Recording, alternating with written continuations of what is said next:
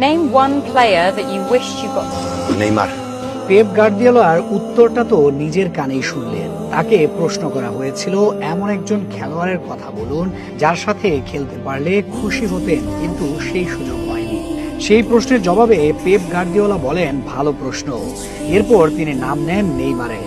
অনেকের মতেই Pep Guardiola হচ্ছেন সর্বকালের সেরা কোচ, আর সেই কোচ কিনা নেইমারের সাথে না খেলতে পারা নিয়ে আক্ষেপ করছেন।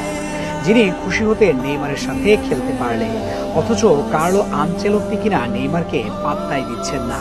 শুনে হয়তো অবাক লাগতেই পারে, কিন্তু বাস্তবতা তো এটাই। নেইমার কোনো সাধারণ প্রতিভা নয়।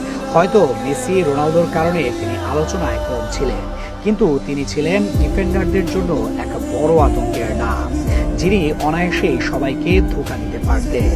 তার মতো করে ফুটবল খেলতে পারেনি কেউই। নেইমারকে দলে পাওয়ার স্বপ্ন দেখেছে অনেক ক্লাব, বাদ যায়নি রিয়াল মাদ্রিদও। সবাই নেইমারকে বুঝলেও তিনি বুঝতে পারেননি তিনি কার্লো আনচেলত্তি। ব্রাজিলের কোচ হয়ে আসার পর থেকেই নেইমারকে নিয়ে মুখরোচক কথা শুনিয়েছেন বারবার, কিন্তু এখনো দলে ডাকেননি। বারবার বলেছেন নেইমার ফিট হয়ে গেলেই তাকে দলে ডাকবে, অথচ এমনও হয়েছে দল ঘোষণা করা হয়েছে নেইমারকে ছাড়া, কারণ তিনি ফিট নন। অথচ সেই একই নেইমার ক্লাবের হয়ে পুরো ম্যাচেই মাঠে ছিলেন। নেইমারকে নাকি নিজের পরিকল্পনায় রেখেছেন, অথচ স্কোয়াডে রাখছেন না তাকে।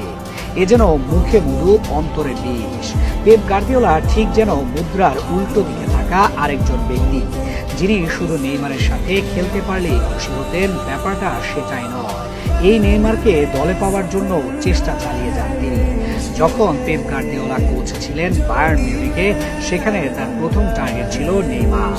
2015 সালে পেপ গার্দিওলার বায়ার্নকে চ্যাম্পিয়ন্স লিগের সেমিফাইনাল হতে বিদায় করার পথে 2 লেগে 3টি গোল করেন নেইমার।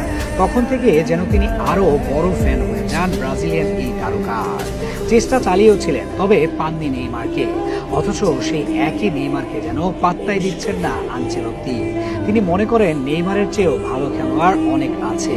অথচ রদ্রিগো ও ভিনিসিয়াসের অভিষেকের পর এই দুজন মিলে যতগুলো গোল করেছেন ব্রাজিলের জার্সিতে, সেই সময় হতে নেইমার একাই তাদের চেয়ে বেশি গোল করেছে।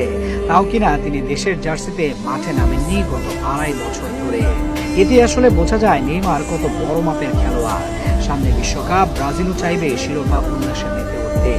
তবে সত্যিই যদি স্বপ্ন দেখে বিশ্বকাপের শিরোপা ছুঁয়ে দেখার, তবে নেইমারের কোনো বিকল্পই নেই তাদের। তবে ফুল ফিট নেইমারকে কি বিশ্বকাপ দলে নেবেন আনচেলত্তি, নাকি শেষ পর্যন্ত তাকে সরিয়ে দিয়ে সাজিয়ে ফেলবে 26 সদস্যের বিশ্বকাপ স্কোয়াড?